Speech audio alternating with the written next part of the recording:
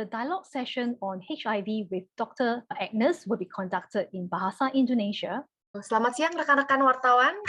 Mari kita lanjutkan sesi berikutnya bersama Dr. Agnes dengan topik pemeriksaan screening dan diagnosis laboratorium HIV/AIDS menuju eliminasi HIV/AIDS 2030.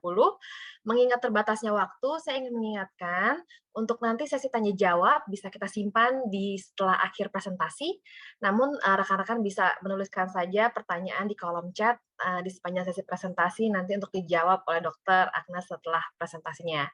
Nah, langsung saja kita lanjutkan, untuk waktu dan tempatnya saya persilakan Dr. Agnes. Terima kasih Bu Dewi. Selamat siang Bapak Ibu semuanya. Saya mohon izin untuk bisa share screen Bu Dewi. Selamat siang kembali Bapak Ibu. Senang sekali saya bisa bertemu Bapak Ibu sekalian pada acara walaupun virtual ini, semoga tetap bermanfaat.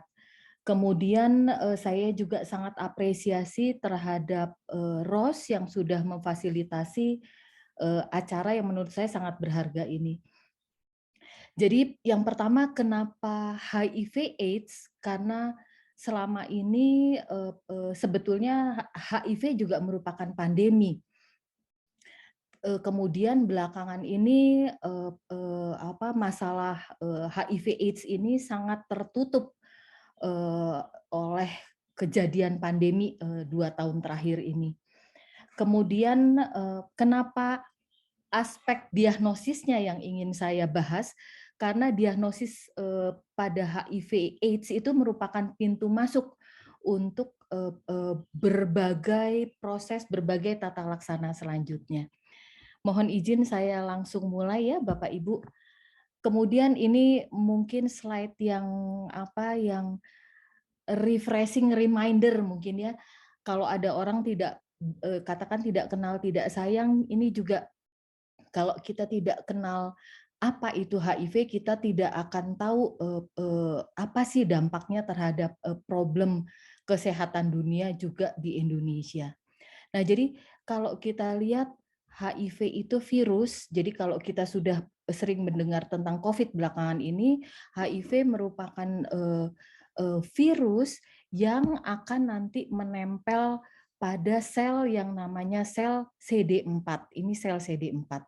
Kalau kemarin COVID itu menempelnya pada terutama sel-sel bagian pernafasan, kalau HIV, virus HIV ini menempelnya pada sel limfosit TCD4. Kurang beruntungnya, sel limfosit TCD4 itu mastermind-nya sistem imun tubuh kita. Jadi seperti otaknya sistem imun tubuh kita yang fungsinya banyak sekali, sehingga kalau terserang virus HIV ini, dia akan mengguncang respon imun tubuh manusia. Nah, kemudian ini perjalanan penyakitnya. Jadi kalau COVID 3 atau 4 hari sesudah orang terpapar, orangnya akan jatuh sakit, berbeda dengan HIV.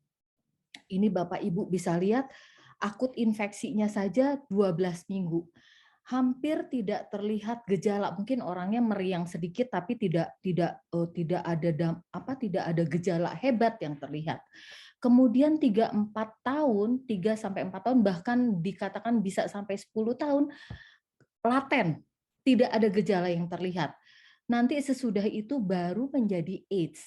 AIDS itu di mana infeksi HIV ini sudah bergejala, sudah diinfeksi penyakit-penyakit lain yang harusnya pada orang normal tidak jadi masalah. Misalnya jamur kandida pada mulut. Kebanyakan orang sebetulnya kita kalau diperiksa kita punya kandida dalam mulut kita.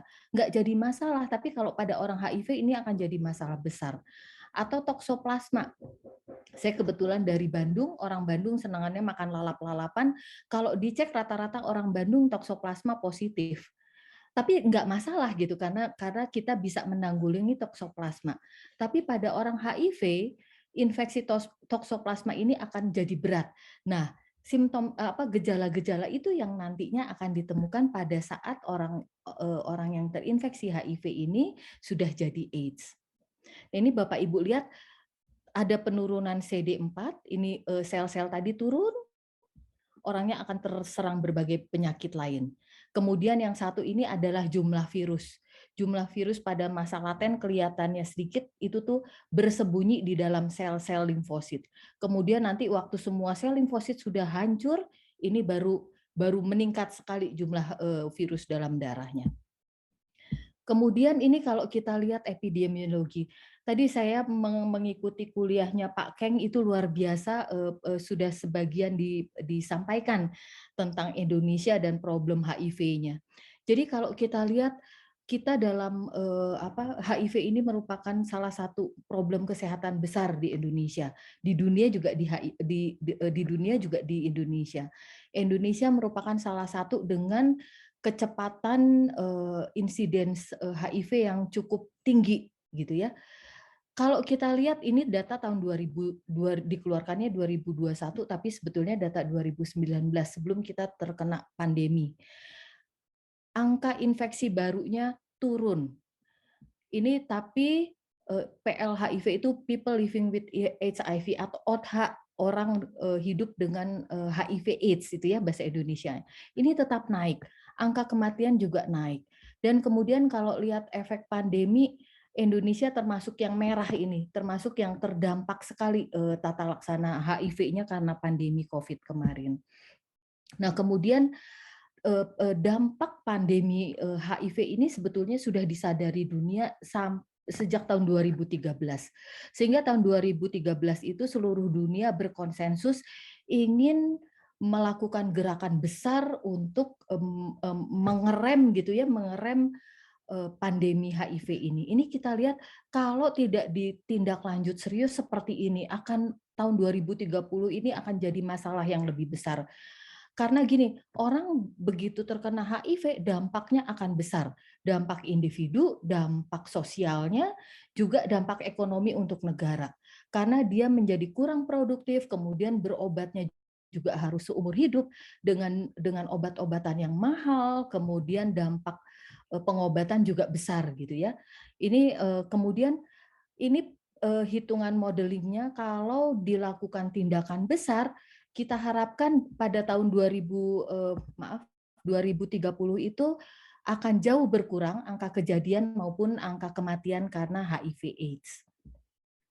Nah, ini caranya adalah ambisiusnya ya, target ambisiusnya pada 2030 itu 95-95-95. Nanti saya jelaskan artinya. Sementara target antaranya pada tahun 2020 itu 90-90-90. Jadi sudah terlampaui sebetulnya ini tahun 2020 dan kita agak terganggu sekali oleh pandemi Covid kemarin. Jadi ada 90-90-90, kemudian 500.000 menekan infeksi menjadi 500.000 kejadian ini di seluruh dunia dan tidak ada diskriminasi. Pada HIV/AIDS ini terutama pada beberapa dekade lalu ini kental sekali stigmanya gitu ya, diskriminasinya terhadap orang dengan HIV/AIDS. Nah, kemudian apa 90-90-90 itu, jadi kita harapkan 90% orang yang terinfeksi HIV itu mengetahui statusnya. Artinya dia tahu bahwa dia terkena HIV gitu ya. Kemudian 90% kedua adalah 90% orang yang tahu statusnya, tahu bahwa dirinya terinfeksi HIV, itu mendapat obat. Obatnya disebut ART, antiretroviral gitu ya. Kemudian 90% orang yang berobat, virusnya akan tersupresi sehingga tidak menularkan lagi virus HIV-nya. Nah, kemudian bagaimana kondisi di Indonesia? Ini estimasi orang yang hidup dengan HIV/AIDS di Indonesia sekitar 540.000. Tetapi yang sudah tahu bahwa dirinya terinfeksi itu sekitar 359.000 orang, hampir 360.000, sekian persen, jauh dari 90%. Jadi 90% pertama gagal gitu ya, maksudnya belum tercapai. Kemudian orang yang sudah mengetahui dirinya menderita atau terinfeksi HIV, mendapat pengobatan ini kecil sekali. Persentasenya lebih jauh lagi dari 90%. Dan orang yang tersupresi virusnya sesudah mendapatkan terapi ini jauh lebih kecil lagi. Jadi Bapak Ibu bisa bayangkan betapa tugas besar untuk Indonesia untuk mencapai tadi eliminasi HIV pada tahun 2030 gitu ya. Pada 2020, 90-90-90-nya masih merupakan tugas berat untuk mengejar. Nah, ini kalau kita lihat rangkaian tata laksana yang harus mohon maaf Bapak Ibu harus dilaksanakan pada HIV, diagnosis HIV adalah pintu masuknya. Kemudian karena kita sadar bahwa diagnosis saja tadi 90% pertama belum terkejar, berbagai upaya sudah dilakukan, termasuk misalnya kalau dulu harus dilakukan di klinik atau rumah sakit, sekarang di puskesmas juga sudah boleh. Kalau dulu yang mengerjakan harus petugas laboratorium, sekarang petugas laboratorium melatih orang lain supaya bisa mengerjakan pemeriksaan ini. Ini juga seperti itu, jadi awal pasti kita harus diagnosis dulu, termasuk pada bayi yang baru lahir dari ibu yang terinfeksi HIV. Ini problem lain karena diagnosis HIV pada bayi itu lebih sulit. Kemudian orang-orang yang sudah diketahui status HIV-nya akan memulai terapi, ini juga kita harus lihat terapinya itu cocok atau tidak, gagal terapi atau tidak gitu ya. Kalau gagal terapi kita harus cari penyebabnya, dia berobatnya patuh atau tidak karena tiap hari dia harus minum obat gitu ya seumur hidupnya gitu ya. Tidak curable. Ini hanya supres kalau HIV itu. Jadi tidak tersembuhkan tapi bisa disupresi gitu ya. Jadi kita lihat apakah mohon maaf Bapak Ibu, saya itu baru kena HIV, baru kena COVID juga sehingga masih ada gejala sisanya. Kemudian opportunistic infeksi tadi infeksi yang menyertai pada HIV serta diagnosis dini pada bayi-bayi. Nah, kemudian ini ada penelitian yang bagus sekali menurut saya dari Bali. Bali punya sejarah khusus untuk perjalanan HIV karena kasus HIV pertama ditemukan di Indonesia itu di Bali. Ini kita lihat barrier apa yang menyebabkan kesulitan untuk akses terhadap diagnostik HIV. Kalau kita lihat utamanya memang faktor sosial. Jadi ada malu, ada takut, ada rasanya saya sehat kok gitu ya. Jadi ini terutama aspek sosial. Jadi kalau kita lihat memang untuk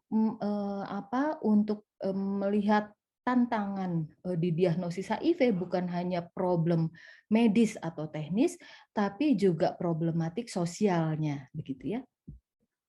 Kemudian kita lanjut ada 5 pakem untuk untuk tes HIV. Yang pertama persetujuan. Jadi tidak ada tes HIV dengan paksaan, mandatori itu enggak ada. Jadi orang harus dengan sukarela, dengan setuju mau diperiksa HIV gitu ya. Sehingga biasanya kalau kita mau tes HIV kita dikonseling dulu.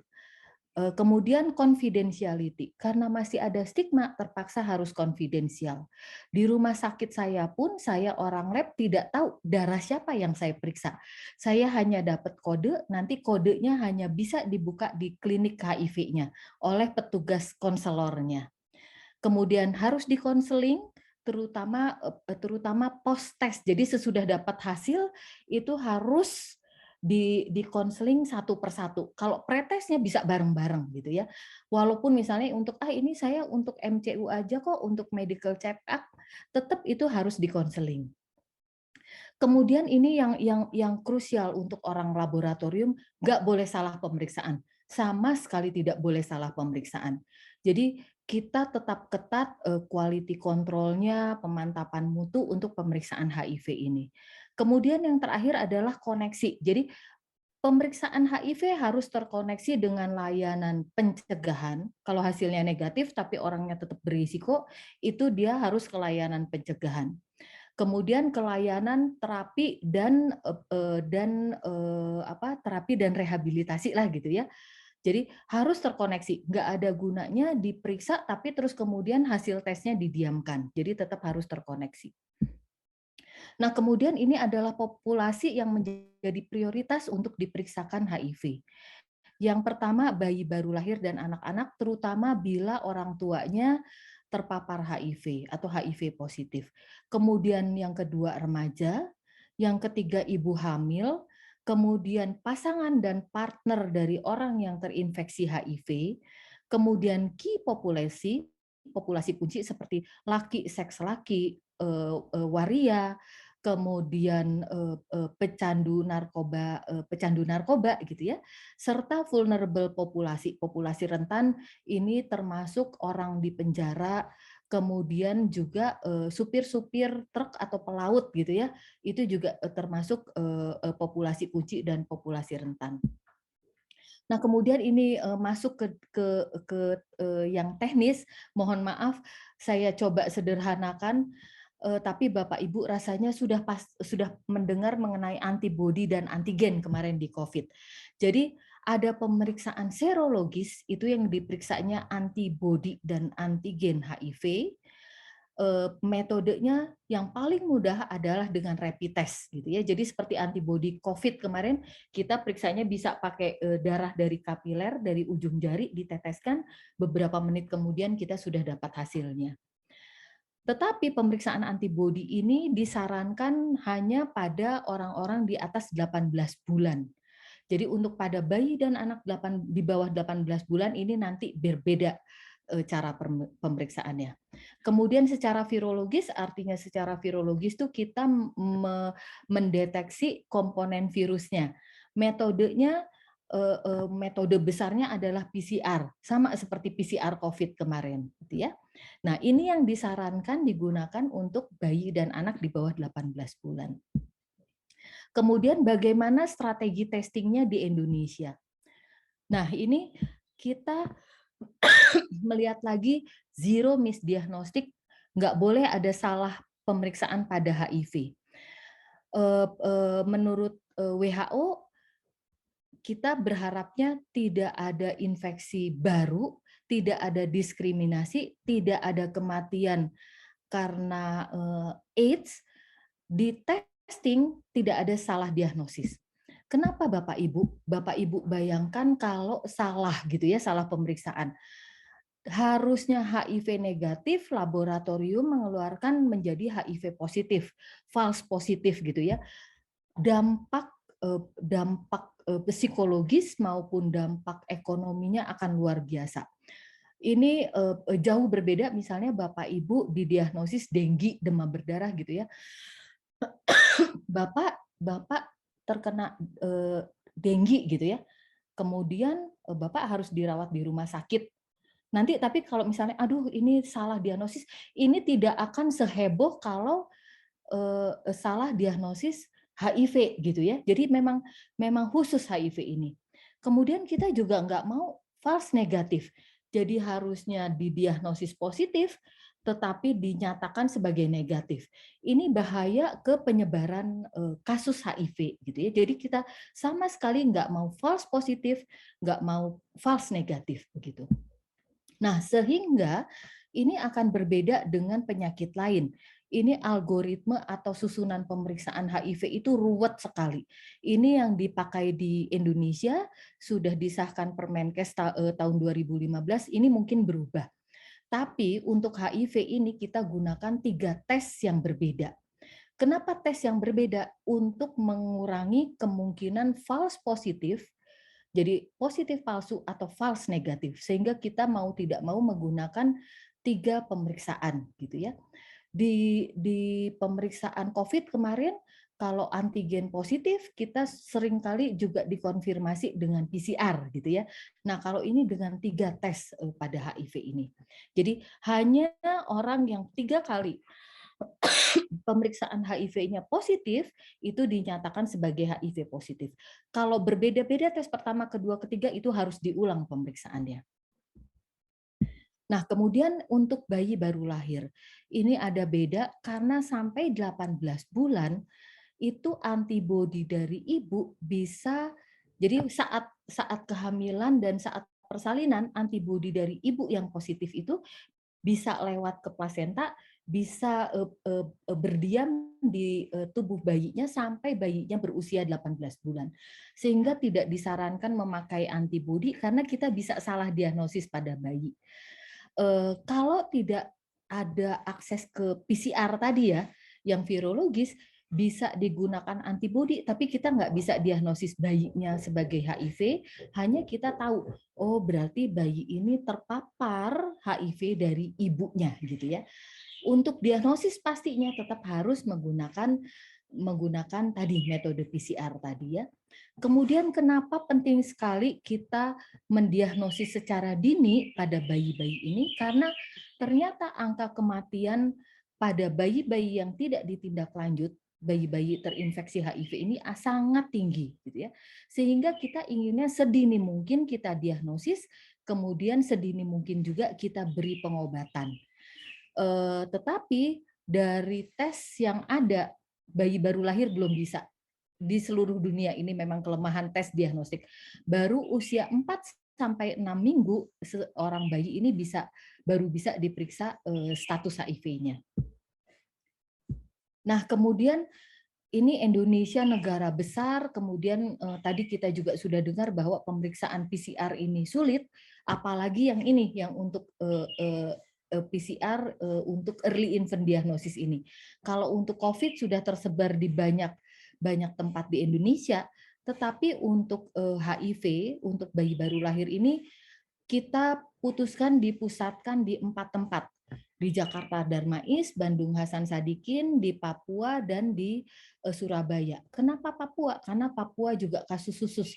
Itu merupakan daerah dengan concentrate. Jadi kasus di Papua jauh lebih tinggi dibandingkan tempat lain di Indonesia. Di tempat lain di Indonesia kurang lebih 0,2%, di Papua jauh lebih tinggi. Nah, cara mengatasinya adalah dengan ini dry blood spot. Jadi darah diteteskan di kertas seperti ini ya, kertasnya kertas khusus, kertas saring, harganya nggak mahal. Kemudian dikeringkan dan bisa dikirim lewat pos gitu ya. Kalau lewat pos harga pengiriman hanya 17.000 gitu ya, rata-rata sekitar itu gitu ya. Kemudian tidak harus dimasukkan ke benda infeksius, karena kalau kita kirim darah cair itu harus dingin, harus dikategorikan benda infeksius, itu akan repot sekali. Nah, sehingga kita berharap dengan pemeriksaan melalui dry blood spot ini, tetes darah kering ini, akses pemeriksaan HIV pada bayi baru lahir ini akan lebih luas. Nah, kemudian ini tier atau tingkatan pemeriksaan. Jadi ini yang disarankan oleh WHO, sudah ada tingkatan pemeriksaan apa yang harus dikerjakan berdasarkan tingkatan laboratorium di daerah gitu ya. Jadi yang pertama di komunitas, di posyandu gitu ya. Kemudian yang kedua di puskesmas, yang ketiga di tingkat kota kabupaten, kemudian di provinsi, dan lab rujukan nasional. Ini kita lihat bahwa kalau di community banyak sekarang klinik-klinik atau posyandu bisa mengerjakan hanya satu tes gitu ya. Nanti kalau hasilnya positif bisa dilanjutkan, dikirim, dirujuk ke layanan yang lebih tinggi gitu ya. Cukup dengan rapid test. Ini tidak perlu petugas medis yang mengerjakan, ibu-ibu di posyandu juga sudah mulai diajari gitu ya. Kemudian di puskesmas harus bisa mengerjakan tes rapid test, dan yang lebih advance di tingkat laboratorium yang lebih tinggi. Ini reference yang saya gunakan, semuanya bisa di Bapak Ibu ambil dengan bebas dari Kemenkes dan juga dari WHO. Terima kasih, mohon maaf atas kekurangan, semoga bermanfaat. Saya kembalikan ke Ibu Dewi. Silakan Ibu Dewi. Terima kasih dokter atas paparannya, sangat informatif dan semoga membantu para wartawan dalam menulis berita terkait dengan HIV. Nah, apakah ada pertanyaan dari rekan-rekan media? Mungkin bisa langsung unmute atau tulis di chat box.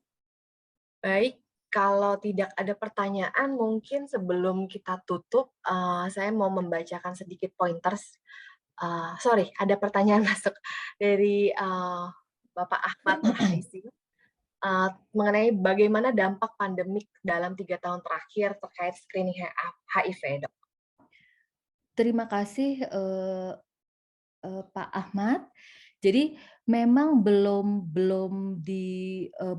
secara rinci gitu ya diteliti seberapa besar dampaknya, tapi yang sudah terlihat adalah dampak ODA, orang dengan HIV/AIDS yang datang ke layanan untuk terapi. Itu yang sangat terlihat turun, Pak Ahmad. Bagaimana cakupan terhadap HIV testing ini kita belum dapat data pastinya, tetapi pada awal-awal memang sangat terasa di puskesmas maupun di rumah sakit banyak layanan yang dikurangi dan hanya fokus terhadap COVID, terutama pada tahun 2020 pada awal-awal pandemi. Itu kami rasa juga sangat mengurangi pemeriksaan. Di rumah sakit saya sendiri tahun 2020 itu kita turun sekali, kurang dari 50% pemeriksaan HIV-nya. Tetapi secara nasional mohon maaf saya juga belum dapat data pasti. Itu mungkin mudah-mudahan menjawab ya, walaupun belum ada data detailnya Pak Ahmad. Baik, mungkin untuk Ibu Eli ada pertanyaan dari Ibu Eli dari kompas.com. Pertanyaannya nampaknya belum komplit di chat box, mungkin bisa langsung unmute. Iya. Oh iya, ini pertanyaannya bagus sekali dari Bu Eli ya. Saya langsung ya, Bu Dewi ya. ya. Boleh dong. Untuk orang tua yang HIV/AIDS, apakah bisa menularkan dengan anak-anaknya? Dan jika itu bagaimana mencegahnya? Jadi memang itu yang menjadi kekhawatiran gitu ya, Ibu Eli. Jadi ada beberapa kondisi bisa mengurangi penularan. Salah satunya kalau kadar atau jumlah virusnya itu rendah gitu ya. Itu tadi yang virally suppress atau jumlah virusnya bisa disupresi, itu kemungkinan infeksi dari ibu ke anak itu sangat menurun. Sebetulnya itu target kita untuk pasangan yang mau punya anak. Dan zaman sekarang ya kalau di Bandung, karena Bandung mungkin kota besar, kemudian pendidikan pasangan yang ODA ini rata-rata lumayan baik lah gitu ya. Jadi kita bisa konseling, kemudian mereka dengan patuh memeriksakan viral load-nya atau jumlah virusnya. Kalau virusnya rendah, mereka baru program punya anak. Itu akan sangat sangat mengurangi transmisi dari ibu ke anak, gitu ya. Kemudian yang kedua, cara persalinan. Jadi cara persalinannya direkomendasikan cara persalinan secara seksiosesaria. Itu juga sangat mengurangi kemungkinan transmisi dari ibu ke anak daripada persalinan biasa lewat vagina gitu ya. Itu juga mengurangi. Yang ketiga adalah lewat air susu ibu penularan ya. Jadi penularan dari ibu ke anak tuh ada 3, saat kehamilan lewat plasenta, yang kedua lewat jalan lahir waktu persalinan, yang ketiga lewat air susu ibu. Sehingga juga disarankan walaupun sekarang WHO sudah mengurangi itu ya, menyarankan untuk memakai susu formula gitu ya, supaya mengurangi penularan lewat air susu ibu. Tetapi kemudian kalau virusnya sudah tersupresi, kemudian memberi susu formula itu juga mahal sebetulnya ya, di daerah dengan keterbatasan, kalau ekonomi orang tuanya juga repot gitu ya, memberi susu formula itu juga luar biasa mahalnya gitu ya, sehingga WHO juga akhirnya nggak apa-apa memberi air susu ibu, tapi dengan pemantauan terus untuk ibunya, pemeriksaan viral load. Mungkin itu ya Bu Eli, semoga menjawab. Iya, dokter, saya tahu dokter kebetulan ada engagement lain ya dok ya. Nah kebetulan di sini masih ada pertanyaan 2 lagi. Masih oke dok ya? Mangga, Oke. Mbak Dewi. Ya mungkin pertanyaan selanjutnya itu dari Ibu Kairia itu dari DAI TV, pertanyaan mengenai apa sih dampak yang sudah terlihat dari menurunnya jumlah ODA yang datang ke layanan selama pandemi? Apakah ada peningkatan jumlah kematian selama pandemi? Ini juga saya belum dapat data, mohon maaf Bu Karia. Tapi yang kalau karena saya di layanan gitu ya, yang kita lihat memang akhirnya jumlah viral load-nya meningkat lagi gitu ya. Tadinya sudah bisa turun pasien-pasien yang berobat di rumah sakit kami, belakangan karena berobatnya kurang baik, kemudian pemeriksaan viral load atau jumlah virusnya ini juga kedodoran, ini kurang tersupresi. Ini memang memang kita sedang menunggu data-data terakhir dampak real dari pandemi COVID terhadap 90 itu, Bu Kairia. Mohon maaf. Baik, selanjutnya dari Ibu Aditya Putri dari Tirto, mengenai obat PrEP. Ya. Apa efek obat tersebut ketika misal orang yang mengkonsumsi HIV atau ketika yang mengkonsumsi negatif HIV ataupun yang positif HIV, Dok? Apakah PrEP ini berfungsi sebagai ARV dan bagaimana akses PrEP di Indonesia dilihat dari target eliminasi HIV-nya? Wah, ini Ibu Aditya ya ini. Ini luar biasa, saya apresiasi karena sudah maju lagi tentang PrEP. PrEP itu pre-exposure prophylaxis. Jadi kalau orang biasanya mendapatkan terapi antivirus sesudah dites HIV, HIV-nya positif, baru kemudian diberi obat. Kalau di PrEP ini orang-orang yang berisiko hidupnya gitu ya, itu malah kita beri obat duluan, obat untuk profilaksis. Misalnya penjajah seks komersil gitu ya, itu kan terus-menerus berisiko untuk terpapar HIV, itu kita sarankan juga mengikuti program PrEP ini. Nah, program PrEP ini di Indonesia juga baru akan dimulai, Ibu Aditya. Rasanya Permenkesnya juga belum keluar, tapi sedang diusahakan akan bisa dilaksanakan. Tapi memang masih banyak tantangannya dari aspek sosiologi gitu ya, Bu Aditya. Ini akan terus ditindaklanjut. Kemudian efek sampingnya berupa efek samping, memang efek samping dari obat anti virusnya itu ya. Kalau tidak dalam jangka lama tidak terlalu berat, tapi dalam jangka lama memang ada gangguan metabolisme lemak misalnya, terapi antivirus ini. Juga ada beberapa obat antivirus yang menyebabkan anemia gitu ya, ada gangguan fungsi hati dan fungsi ginjal gitu ya.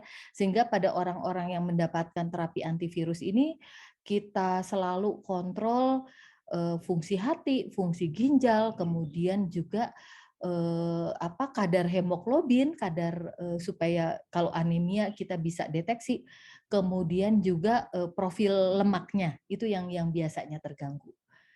Itu. Baik, Mudah-mudahan Dok. menjawab.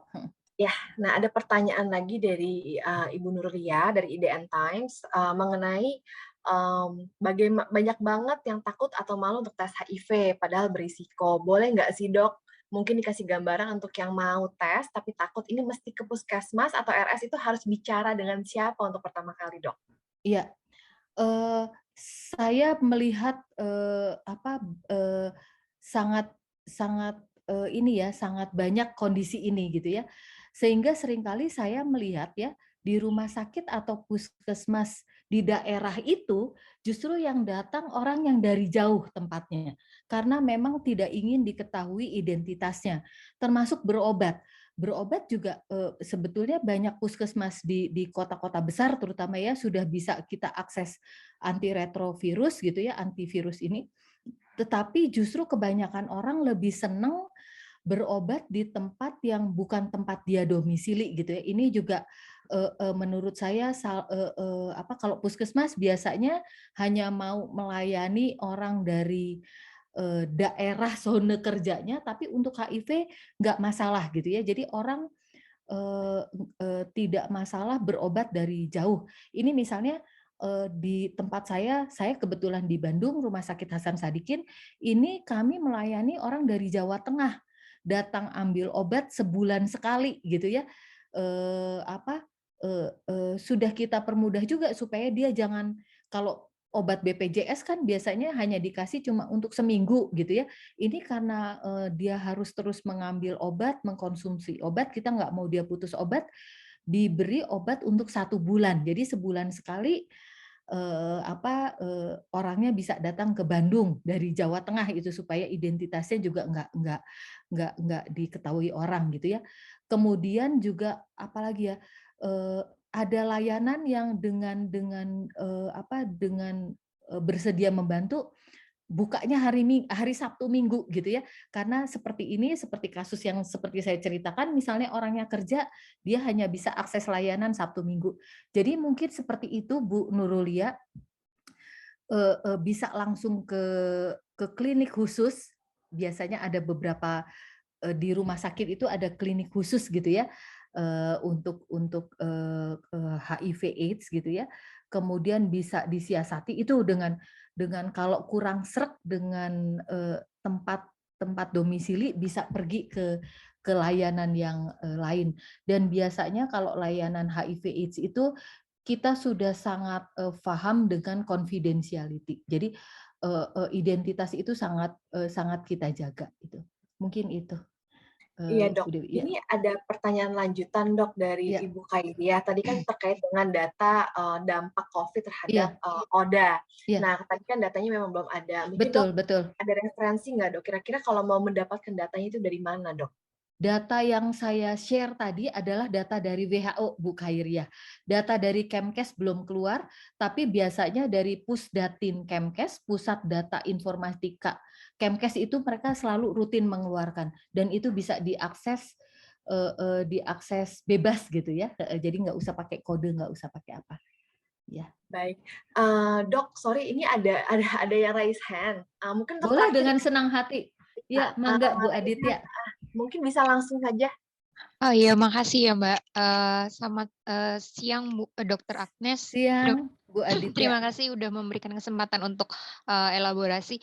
Dok, mau tanya soal PrEP tadi. Tadi kan dokter menjelaskan bahwa PrEP ini ada beberapa efek sampingnya ya. Tapi kan kita Betul, tahu bahwa dia diberikan kepada orang yang beresiko. betul, Bagaimana betul. ketika orang yang beresiko ini ternyata tidak positif HIV? Apakah efek samping ini akan merusak tubuhnya gitu? Mungkin Iya, bahasa awamnya. iya, Mungkin itu aja. iya. Makasih banyak ya Dokter Terima Agnes. kasih Bu Aditya, saya apresiasi loh, satu, sudah punya gambaran tentang PrEP, kemudian punya kepedulian gitu ya. Jadi memang PrEP itu tidak sepanjang terapi antiretrovirus, Bu Aditya, gitu ya. Jadi dosisnya tidak sebesar dan tidak sepanjang pengobatan antiretrovirus, sehingga efeknya pun sangat minimal dibanding kalau konsumsi obat antiretrovirus ya. Yang saya sampaikan tadi adalah dampak kalau mengkonsumsi antivirus dalam jangka waktu yang panjang gitu ya. Kemudian orang-orang yang berisiko tinggi terhadap HIV ini biasanya juga disarankan untuk pemeriksaan 6 bulan sekali gitu ya. Sehingga PrEP ini nggak panjang, pendek sekali dosisnya gitu ya. Sehingga nanti tiap 6 bulan kita cek ulang statusnya. Kalau dia positif, dia harus berubah jadi ART, antiretrovirus terapi gitu ya. Tapi kalau negatif, dia PrEP lagi gitu ya. Sehingga ada layanan, mungkin para Bapak Ibu sekalian juga sudah mendengar, ada yang namanya mobile unit. Jadi itu beberapa puskesmas, itu saya kadang-kadang gini, saya melihat orang-orang yang bekerja di HIV/AIDS ini memang orang-orang yang berdedikasi gitu ya. Saya lihat di puskesmas, di rumah sakit, mereka tuh kadang-kadang malam-malam mau datang ke tempat-tempat yang berisiko ya, misalnya klub atau apa, untuk pemeriksaan HIV/AIDS itu ya. Jadi mereka melayani itu, atau di tempat di kantong-kantong penjajah seks komersial ini. Jadi mereka melakukan secara rutin gitu 6 bulan sekali mengkonseling, mengajak orang-orang untuk mau periksa dan yang kalau saya lihat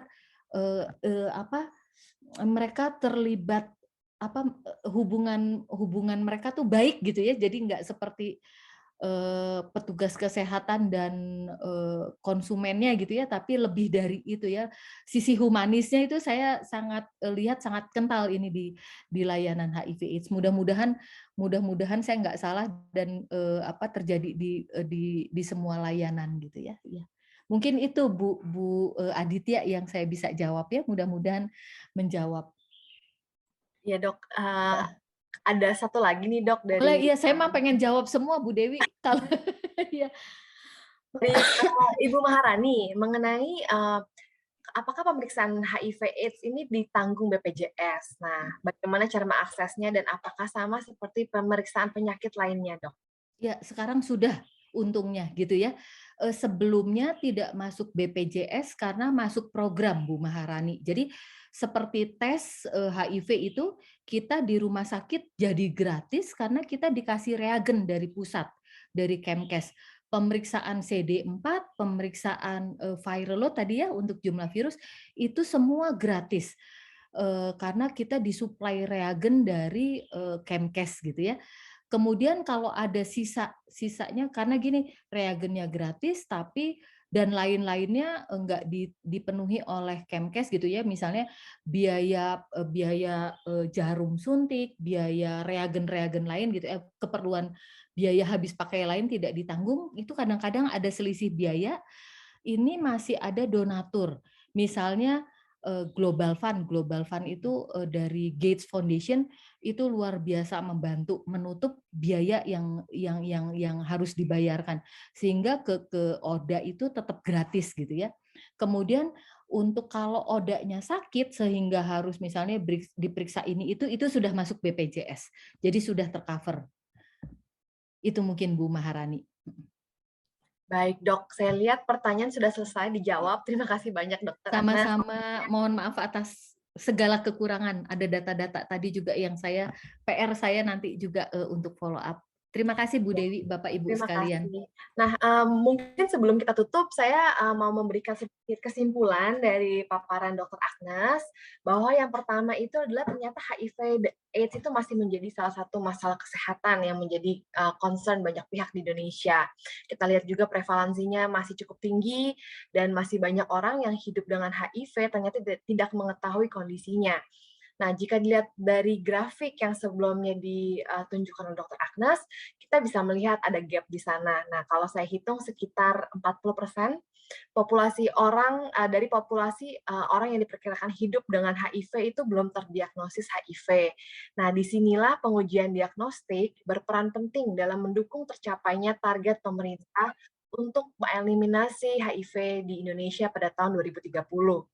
Nah, tadi juga ada beberapa strategi untuk diagnosis HIV dan juga kita sama-sama kita lihat juga diperlukan kerjasama dari seluruh pihak, baik dari pemerintah, pelaku industri kesehatan, juga masyarakat dan komunitas untuk dapat mendukung eliminasi HIV di Indonesia.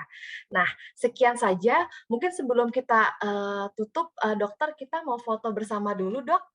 Nah, untuk rekan-rekan wartawan, saya undang untuk open kamera, jadi kita bisa sama-sama foto.